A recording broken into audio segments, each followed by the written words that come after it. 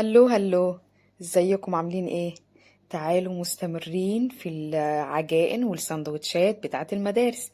هعمل معاكم النهاردة الميني بيتزا.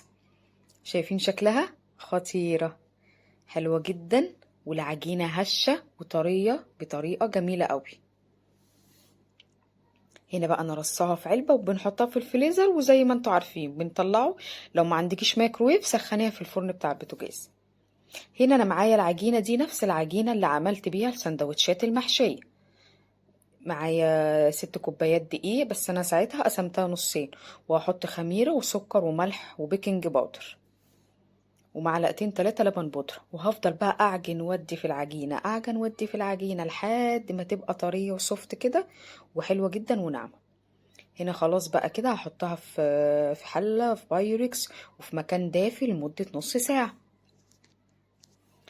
هنا خلاص بقى بعد نص ساعة نقلتها في البايركس. شايفين طرية وحلوة ازاي؟ جميلة جدا، ملبن يا جماعة، العجينة فعلا أظن انتوا شايفين الملمس عامل ازاي. قطنية جدا وحلوة قوي. شايفين؟ اهي انا هقسمها كده لنصين، وعندي الرخامة بتاعتي نضيفة ومعقماها بالخل وكده عشان هفرد عليها العجينة.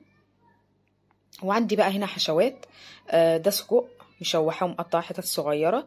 عندي فلفل أخضر شرايح، عندي زيتون، عندي شوية لحمة مفرومة، عندك شاورما فراخ، عندك لانشون، عندك بسطرمة، اللي عندك حطيه على البيتزا. وهنا دول معلقتين 3 صلصة عليهم رشة زعتر، وقلبتهم تقليبة كده. ودي طبعا ميكس جبن شيدر على موتزاريلا. هبدأ بقى أفرد العجينة بتاعتي بالراحة قوي، أو زي ما انتوا شايفين. لا انا هفرد بقى بالنشابة عشان حسيت ان ايدي وجعتني، فهفرد بقى كده بالنشابة. لو عندكم النشابة التانية تمام. اهو هفرد كده لحد ما اخليها دايرة، بس دايرة كبيرة شوية عشان اعرف اقسمها لدواير صغيرة. اهو هفضل كده. ما شاء الله العجينة بتفرد كل ما بتريح. لو حسيتي ان هي مش بتقدرش تفرد وبتكش تاني معاكي، لا خليها ترتاح كمان شوية. انا عندي هنا شكل وردة كده، شكل مدور على شكل وردة. ما عندكيش اعملي بحرف الطبق او حرف كوباية. اهو كده زي ما انتوا شايفين. هشيل بقى العجينة الزيادة، وهرص بقى البيتزا دي في قلب الصينية مدهونة زيت. او عايز تحطي ورق زبدة حطي ورق زبدة اللي يريحك، بس انا الالومنيوم ما بيحرقش. اي حاجة تحطيها في الالومنيوم سواء كيك او مخبوزات ما بيحرقش. هدهنها بقى بالصلصة. طبعا قلنا دي صلصة وعليها زعتر. طبعا الزعتر في البيتزا بيخلي طعمها حلو جدا.